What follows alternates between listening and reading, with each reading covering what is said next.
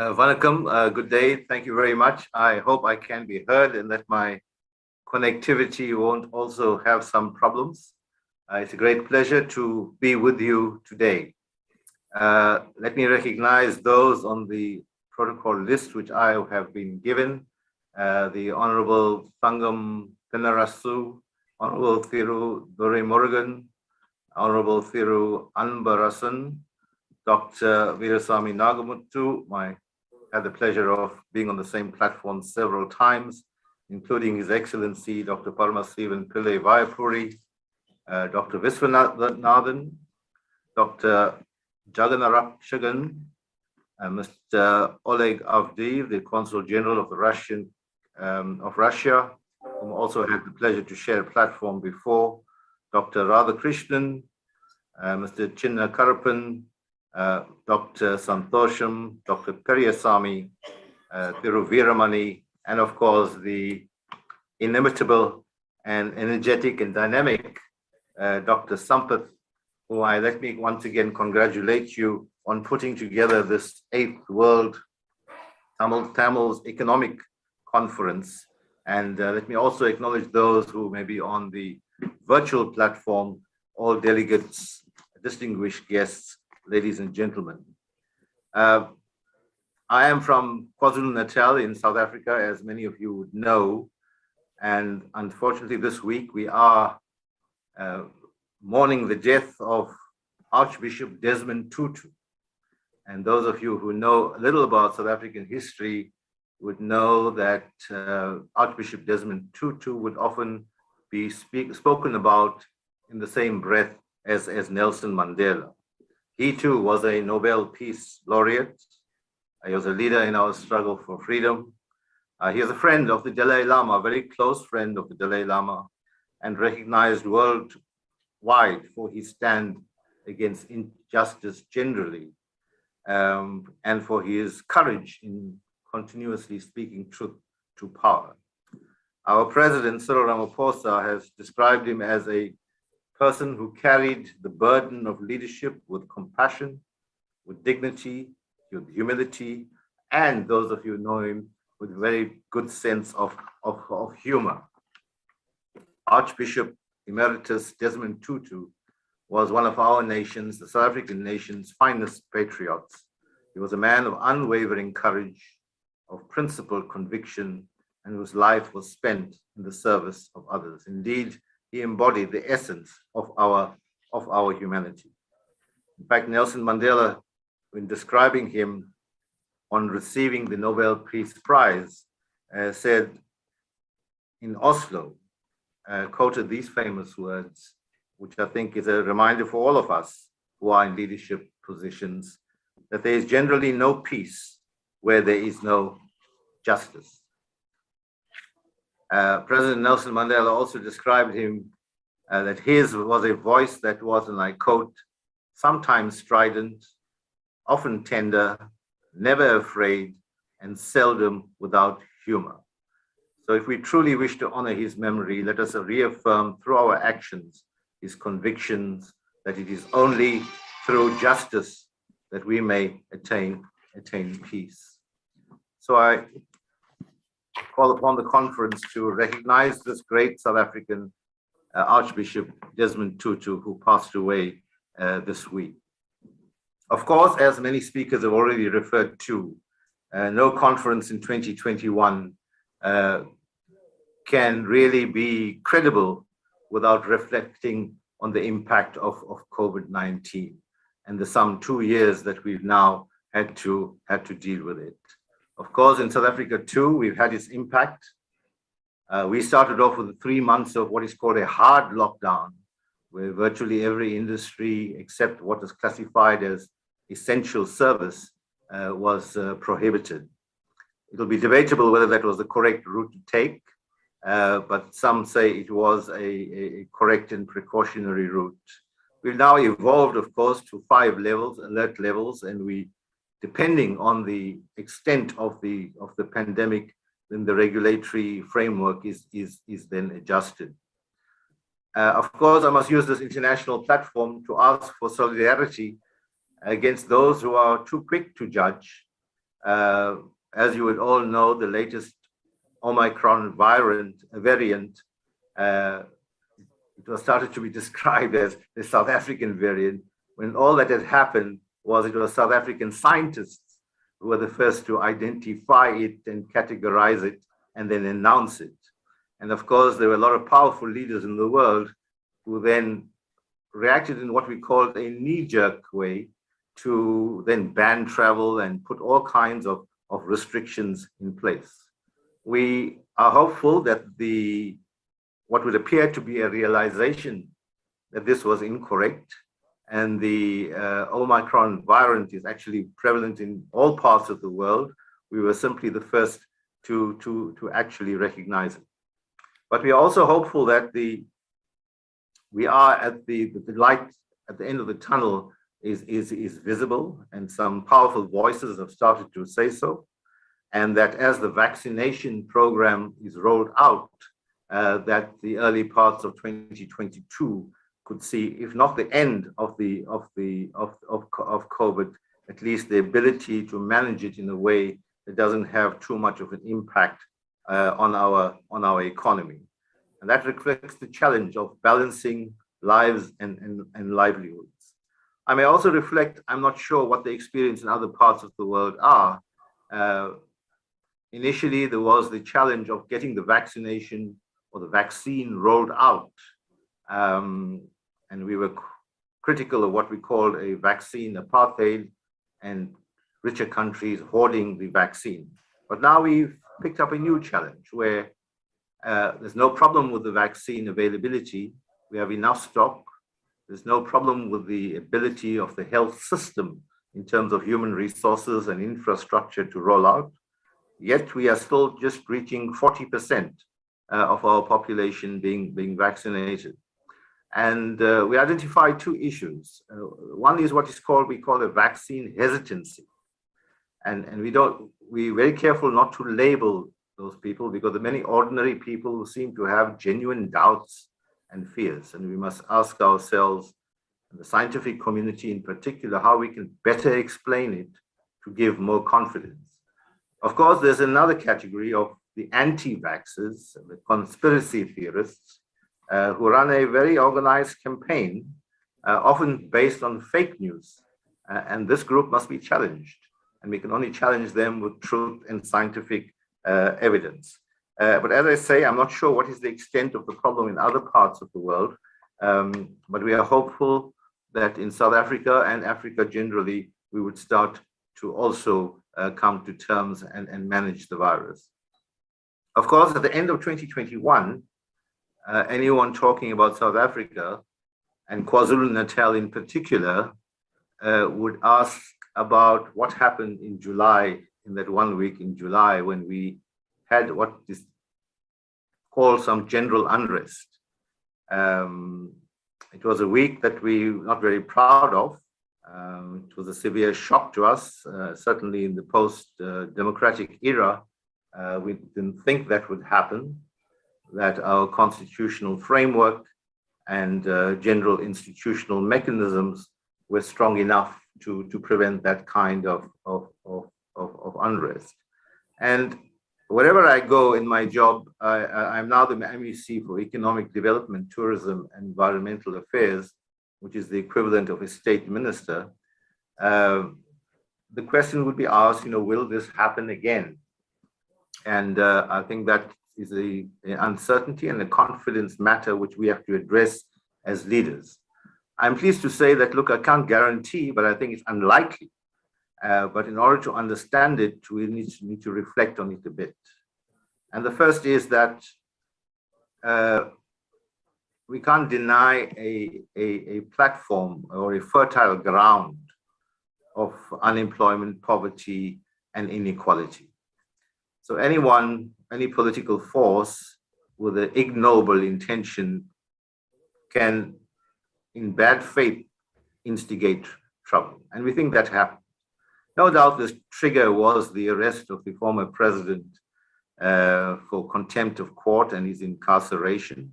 But we don't believe that the masses really identified with that particular issue. And we think the masses participated on an opportunistic level because it was there and because of the levels of poverty. But it does force us to look quite closely at our security cluster, and I think our president has already acted on that.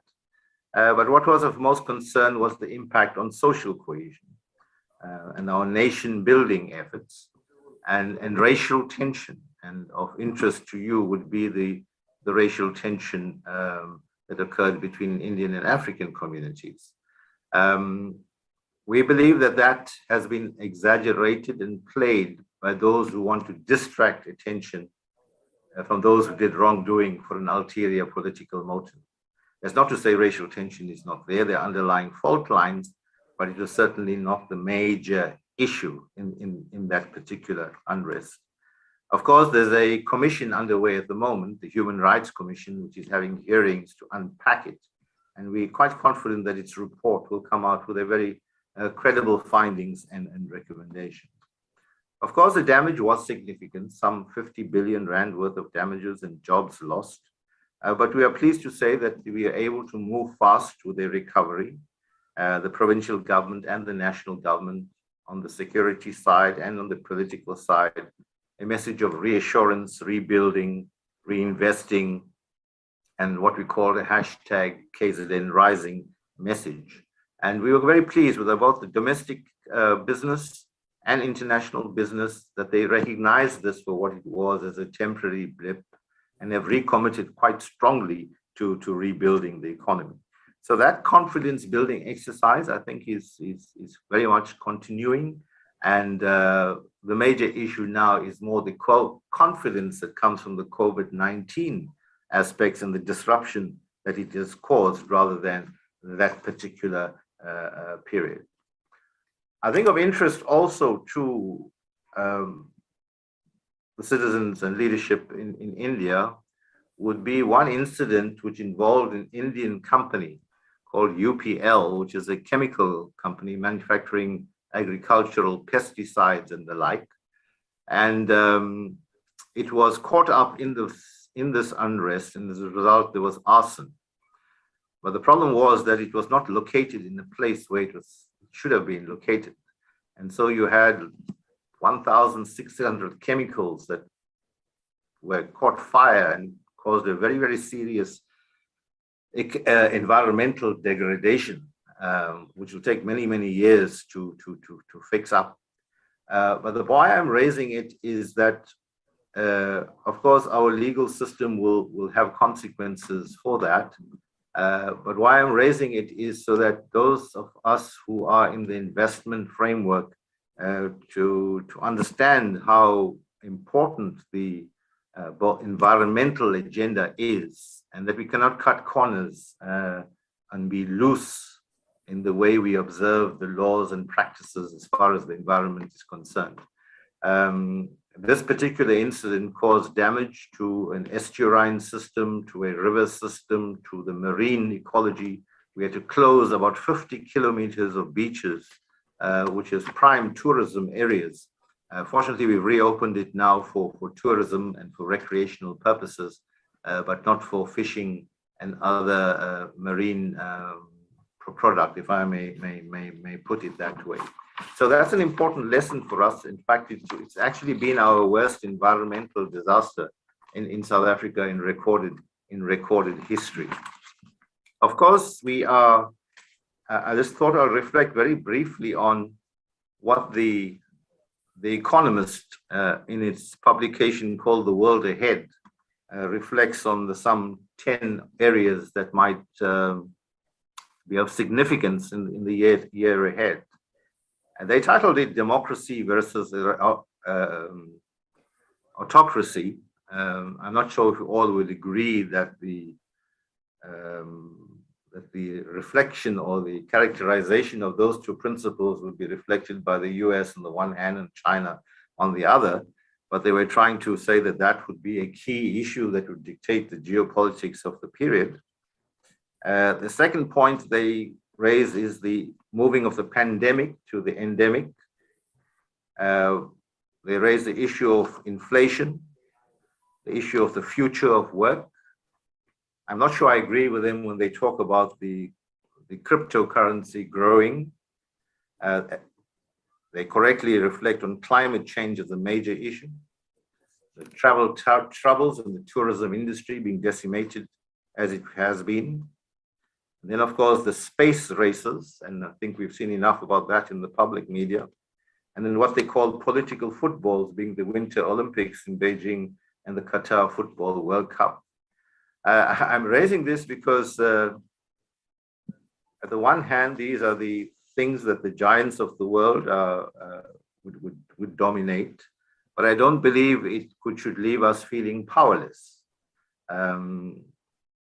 India, of course, we're very proud of, is a superpower on its own and not without influence. And we'd like to think that that influence would be in a constructive and progressive way for the betterment of all of humanity, including smaller countries that many of us may belong to.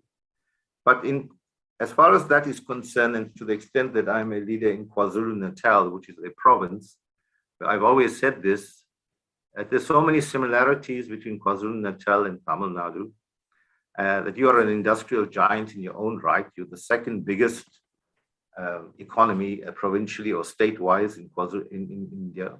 KwaZulu-Natal is the second biggest economy in South Africa after Gauteng. Our economy is diverse like yours is. And I think we have a very resilient and creative population where we can build strong partnerships for the benefit of both our states and of both our countries.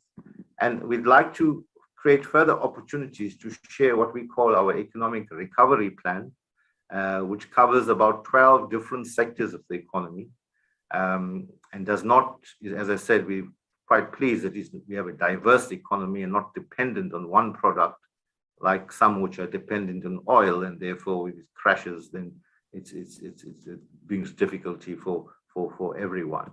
It was interesting that during the COVID period, the three top sectors were the agriculture and agri-processing sectors, the ICT sector, and the pharmaceutical sector.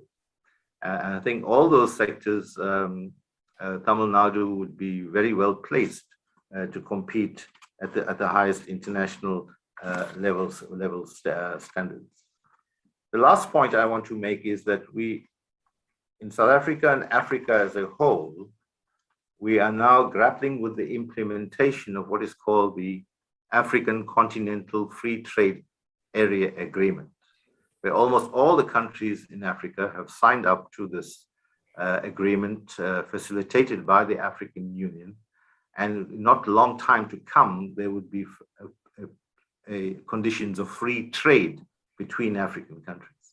Of course, that has been motivated by the fact that we want to stimulate our own economy.